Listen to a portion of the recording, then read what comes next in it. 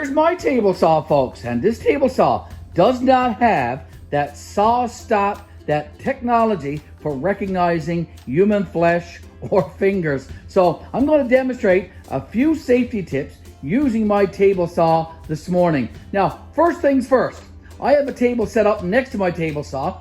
Here's safety tip number one. You should never use your table saw for laying out and doing some prep work for whatever you're cutting. You need to have a separate table for doing all your layout work. And I have a piece of scrap 1x3 here. I have my safety glasses, I have a measuring tape, and I have my carpenter pencil. Now, why should I not use my table saw? Well, if you have your table saw plugged in, you could accidentally strike the start button. And if you're laying out work and you got your hands on the saw and you're doing some prep work, you could, as I said, accidentally touch the trigger, touch the start button, and get the saw going, and you could hurt yourself that way. So it's best that you do all prep work over to the side on a separate table. That's tip number one.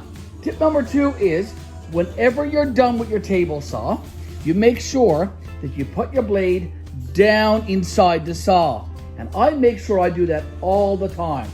Put your saw blade down. That's a great tip, because if you leave it up at any amount, it exposes the teeth on your blade, and they could get damaged from lots of different things around your shop. You could throw something on your saw top.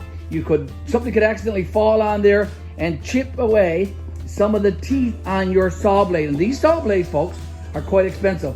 So it is a great safety tip to always put the blade down. Okay, so it's also good that you could probably end up injuring yourself if you're working around your saw and your hand goes accidentally across the saw blade if you leave it up. And as I said, the teeth on these blades are quite sharp, so you could cut yourself that way. So that's tip number two. Keep your blade down in your saw.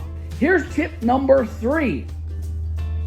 Now, I'm going to be sawing a piece of 1x3. In fact, it is 3/4 inches thick. So I'm going to bring up my blade from down in its hiding spot. Get it up there, Mr. Garry. And I'm only going to bring that blade up just a fraction above the 3/4. Now, if you look closely, let's do a side view, you'll see that my saw blade is up a little tad, just a little tiny bit. Just barely see the top of my blade. That is a great safety tip as well.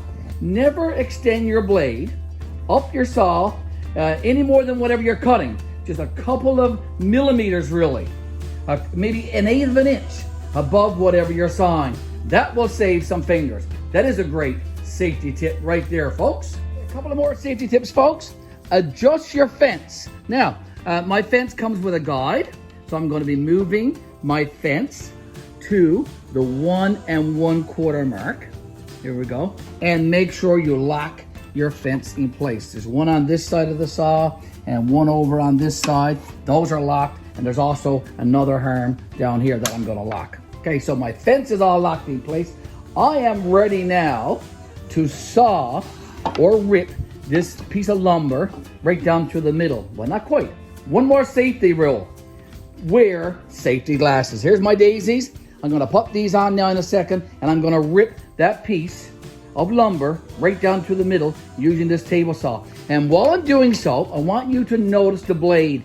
You'll notice that the blade is just coming up to the top of the wood, but it's up enough that I can safely cut this piece of wood down through the middle without exposing too much blade and without putting my fingers in jeopardy of getting cut.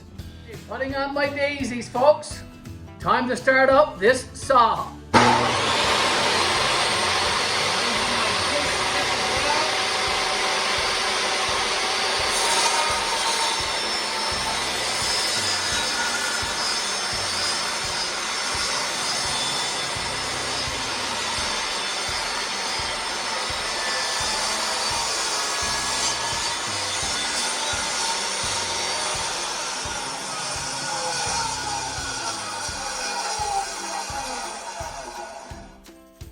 You notice also that I was using my push stick.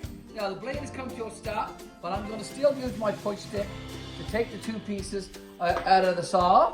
There you go. you'll notice that the blade was just peeking through the piece of lumber, the piece of material that I was using. A very good safety tip when you don't have that technology that's in the saws. Okay, so there you have it, folks. Several tips today on safely operating a table saw. So there you go, folks. Some safety tips on how to successfully operate a table saw. Most DIY guys like Mr. Garry here, we do not have the saw stop technology in our saws. So we have to rely on the safety tips, those that I just shared with you. At the end of the day, at the end of your project, you want to end with the same number of fingers that you started with. And Mr. Garry has been quite successful to date, making sure that when I'm done my projects, I still have my 10 fingers. And that's a good thing. That is a good thing. Folks, before I go, I want to say this to you. We appreciate you always tuning in to our YouTube channel, GBL, the Old Church, 5 Acre Homestead. I also want to say this. You can watch all of our videos for free. They're absolutely free, folks. You can subscribe to our YouTube channel for free. You can like all of our videos. You can comment on all of our videos. Everything that you watch on our YouTube channel is absolutely free. So go ahead, hit that subscribe button. It is free. Thanks again for watching, and we'll see you in our next video. Bye for now. Garry signing out.